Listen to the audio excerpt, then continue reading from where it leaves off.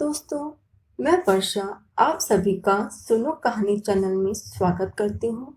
आज मैं आपको उत्पन्ना एकादशी की कथा, उत्पत्ति और महिमा का वर्णन सुनाने जा रही हूँ।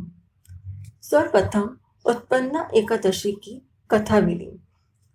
उत्पन्ना एकादशी, जिसे उत्पत्ति एकादशी भी कहा जाता है, का व्रत मार्गशीर्ष मास के कृष्ण पक्ष की एकादशी को रखा जाता है।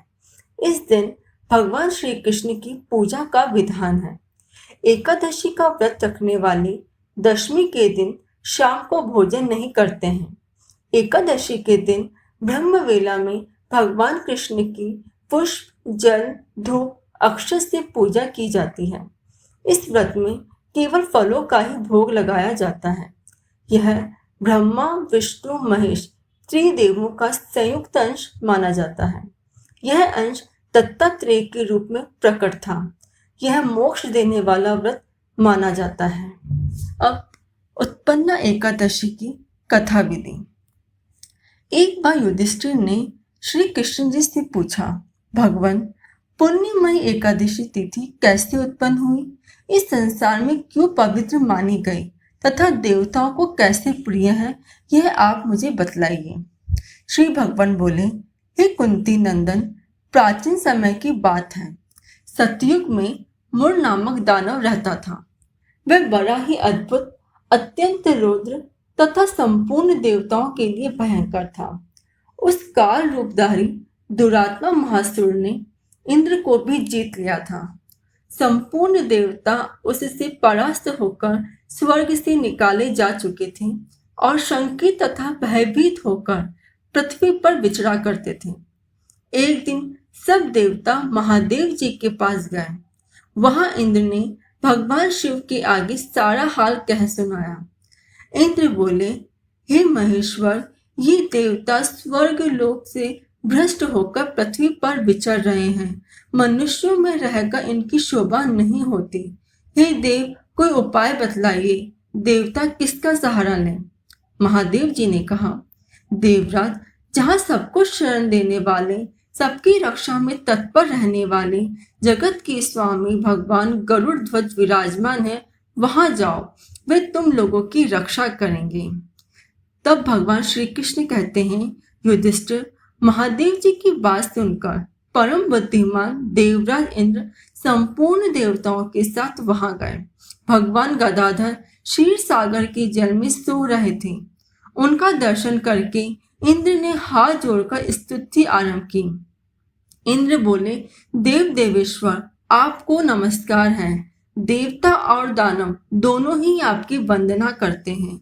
पुंडरीकाक्ष, आप दैत्यों के शत्रु हैं। मधुसूदन, हम लोगों की रक्षा कीजिए। जगन्नाथ, संपूर्ण देवता मुर नामक दानव से भयभीत होकर आपकी शरण में आए हैं। भक्तवत्सल, हमें बचाइए। देव देवेश्वर, हमें बचाइए।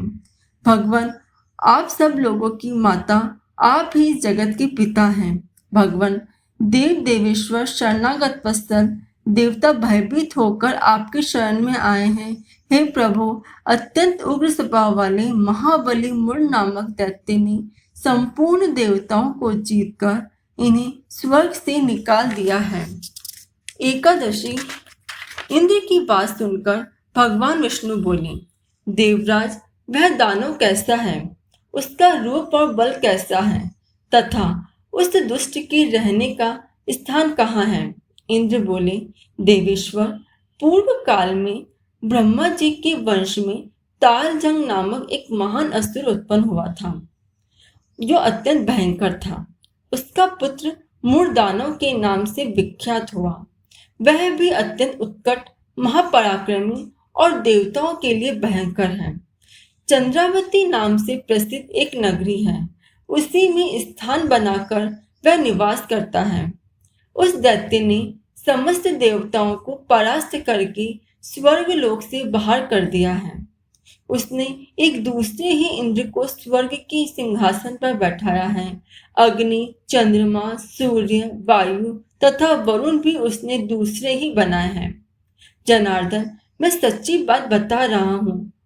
देवताओं को तो उसने प्रत्येक स्थान से वंचित कर दिया है। इंद्र का कथन सुनकर भगवान जनार्दन को बड़ा क्रोध हुआ। वह देवता को साथ लेकर चंद्रावतीपुरी में गए। देवताओं ने देखा दैत्यराज बारंबार गर्जना कर रहा है।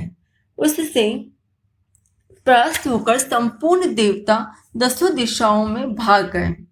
अब वह दानव भगवान विष्णु को देखकर बोला, खड़ा रहे, खड़ा रहे।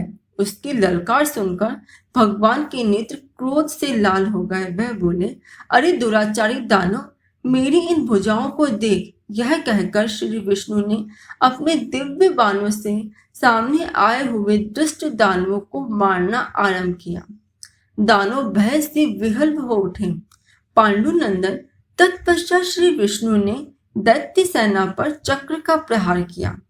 उससे छिन्न भिन्न होकर सैकड़ों योद्धा मौत के मुख में चले गए। इसके बाद भगवान मधुसूदन बद्रिका आश्रम को चले गए। वहां सिंहावती नाम की गुफा थी जो 12 योजन लंबी थी। पांडुनंदन उस गुफा में एक ही दरवाजा था। भगवान विष्णु उसी में सोए रहे। दानव मूल भगवान को मार डालने की उद्योग में लगा था। वह उनके पीछे लगा रहा। वहां पहुंचकर उसने भी उसी गुहा में प्रवेश किया। वहां भगवान को सोते देख उसे बड़ा हर्ष हुआ। उसने सोचा, यह दानवों को भय देने वाला देवता है, अतः निसंदेह इसे मार डालूंगा। युधिष्ठिर, दानव के इस प्रकार विचार करते ही भगवान विष्णु के शरीर से कन्या प्रकट हुई, जो बड़ी ही रूपवती, सौभाग्यशालिनी तथा दिव्य अस्त्र शस्त्रों से युक्त थी। वह भगवान की तेज के अंश से उत्पन्न हुई थी। उसका बल और पराक्रम महान था। युधिष्ठिर, दानव राज मुर ने उस कन्या को देखा। कन्या ने युद्ध का विचार करके दानव के साथ युद्ध के लिए याचना की। युद्ध छिड़ गया। कन्या सब प्रकार की युद्ध कला में निपुण थी। वह मुर नामक महान असुर उसके हुंकार मात्र से राख का ढेर हो गया। दानव के मारे जाने पर भगवान जाग उठे। उन्होंने दानव को धरती पर पड़ा देख पूछा, मेरा यह शत्रु अत्यंत उग्र और भयंकर था, किसने इसका वध किया? कन्या बोली, स्वामिन, आपकी ही प्रसाद से मैंने इस महादैत्य का वध किया है। श्री विष्णु भगवान ने कहा, कल्याणी, तुम्हारे इस कर्म से तीनों लोकों के मुनि और देवता आनंदित हुए हैं। अतः तुम्हारे मन में जैसी रुचि हो उसके अनुसार मुझसे कोई वर मांगो। देव दुर्लभ होने पर भी वह वर मैं तुम्हें दूंगा, इसमें तनिक भी संदेह नहीं है। वह कन्या साक्षात एकादशी ही थी। उसने कहा, प्रभु, यदि आप प्रसन्न हैं तो मैं आपको आपकी कृपा से सब तीर्थों में प्रधान, समस्त विघ्नों का नाश करने वाली तथा सब प्रकार की सिद्धि देने वाली देवी हूँ। जनार्दन, जो लोग आप में भक्ति रखते हुए मेरे दिन का उपवास करेंगे, उन्हें सब प्रकार की सिद्धि प्राप्त हो। माधव, जो लोग उपवास, नक्त अथवा एक भुक्त करके मेरे व्रत का पालन करें, उन्हें आप धन, धर्म और मोक्ष प्रदान कीजिए। श्री विष्णु बोले, कल्याणी, तुम जो कुछ कहती हो वह सब पूर्ण होगा।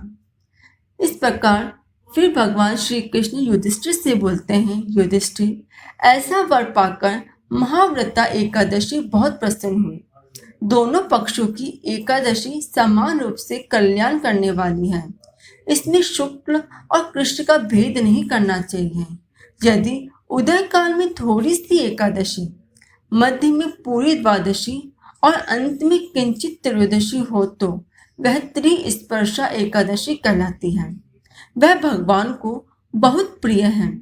यदि एक त्रिस्पर्शा एकादशी को उपवास कर लिया जाए तो एक सहस्र एकादशी व्रतों का फल प्राप्त होता है तथा इसी प्रकार द्वादशी में पारण करने पर सहस्र गुना फल माना गया है। अष्टमी, एकादशी, षष्ठी, तृतीया और चतुर्दशी ये यदि पूर्व तिथि से विध हो तो उनमें व्रत नहीं करना चाहिए। परवर्तनी तिथि से युक्त होने पर ही उनमें उपवास का विधान है। पहले दिन और रात में भी एकादशी हो तथा दूसरे दिन केवल प्रातः काल एक दंड एकादशी रहे तो पहली तिथि का परित्याग करके दूसरे दिन की द्वादशी युक्त एकादशी को ही उपवास करना चाहिए। यह विधि मैंने दोनों पक्षों की एकादशी के लिए बतलाई है। जो मनुष्य एकादशी को उपवास करता है वह बैकुंठ धाम में, जहाँ साक्षात भगवान गरुड़ ध्वज विराजमान है, जाता है। जो मानव हर समय एकादशी की महात्म्य का पाठ करता है उसे सहस्त्र गोदानों के पुण्य का फल प्राप्त होता है। जो दिन या रात में भक्ति पूर्वक इस महात्म्य का श्रवण करते हैं वह निस्संदेह ब्रह्म हत्या आदि पापों से मुक्त हो जाते हैं। एकादशी के समान पाप नाशक व्रत दूसरा कोई नहीं है। बोलिए श्री वासुदेव भगवान की जय।